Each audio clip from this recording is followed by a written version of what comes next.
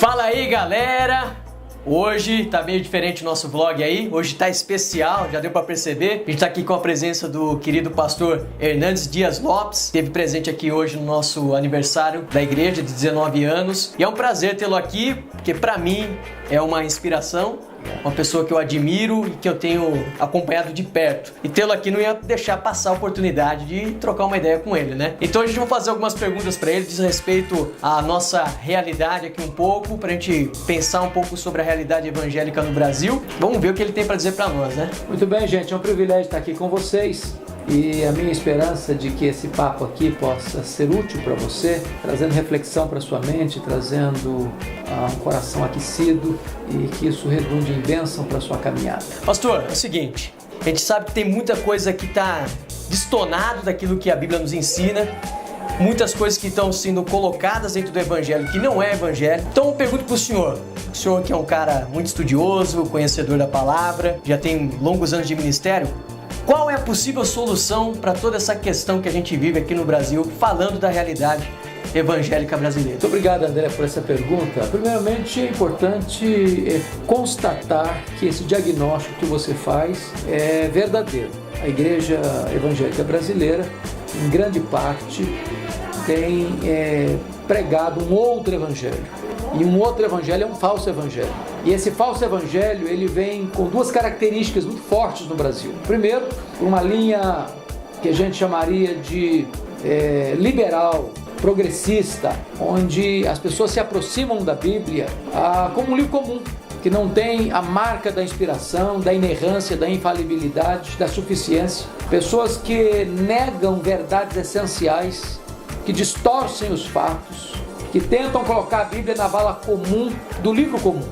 E o liberalismo matou a igreja na Europa, está matando a igreja na América do Norte, está matando a igreja no Brasil. E o liberalismo começa nas cátedras, nos seminários.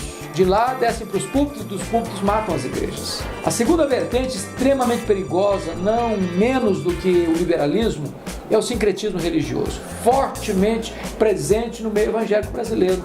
Um evangelho místico, um evangelho híbrido, um evangelho com laivos de paganismo, um evangelho onde a experiência tomou o lugar da verdade, o sentir tomou o lugar do pensar. E esta igreja que vai ajuntando práticas e mais práticas, cerimônias e mais cerimônias, ritos e mais ritos, completamente estranhos às Escrituras, vão ganhando contornos de paganismo. E esta igreja atrai muita gente, porque o ser humano é místico por natureza. Sim. Ele gosta dessas coisas, mas o fato de você ter uma grande multidão num reduto, num templo, não significa que ali o Espírito Santo está agindo, não significa que ali Jesus está sendo glorificado, porque onde a palavra de Deus não é pregada, ali o Deus da palavra não está presente. E sem o Evangelho não tem salvação. Sem a centralidade de Cristo não há esperança para o homem. Então o que a igreja precisa hoje, primeiro, é de uma nova reforma, voltar para as Escrituras.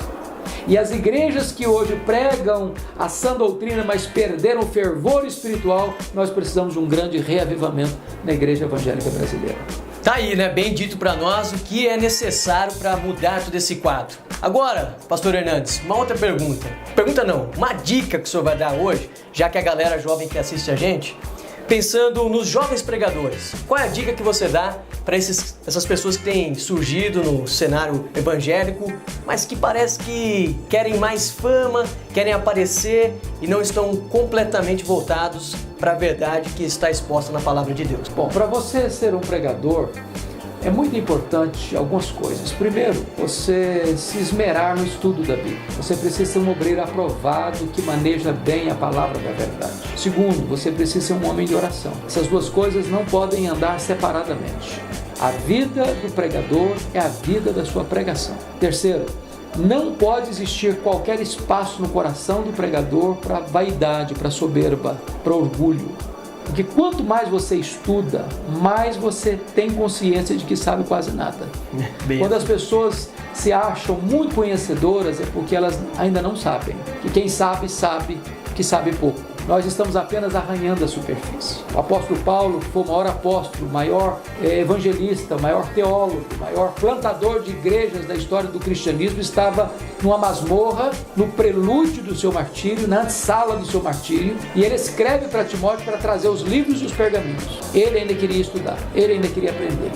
No dia que nós cessarmos de aprender, nós cessaremos de ensinar. Então o pregador precisa ser estudioso, ele precisa ter o coração quebrantado, ele precisa ser humilde, ele precisa ser um homem de oração, ele precisa levar Deus a sério, ele precisa amar o povo para quem ele prega. Falar o quê, né? Tá bem dito aí então para nós aquilo que nós devemos fazer, viver esse evangelho, deixar que o evangelho penetre no nosso coração e se torne uma realidade na nossa vida como um todo. Pastor Hernandes, eu agradeço. É um privilégio, André. Poder tê-lo aqui comigo nesse dia. E Deus continue prosperando o seu ministério em todos os sentidos. Deus abençoe a todos que estamos assistindo. Isso aí, galera. Até mais.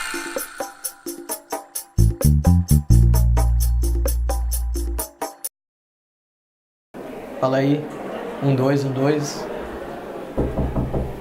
Gente. Meu Deus.